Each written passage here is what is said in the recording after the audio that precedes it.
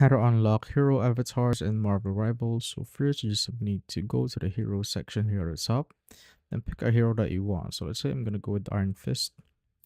Now once you're here, go to proficiency right here at the top. And as you can see, you will have these like missions to do.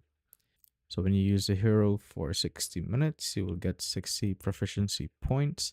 If you deal 6,000 damage, you will get 10 proficiency points, and land 8 final hits, you will get the 10 proficiency points right here.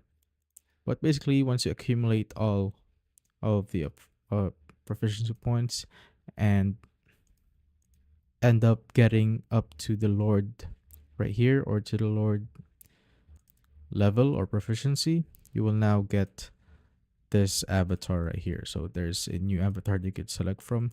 So the first reward, which is the knight, you will get this spray.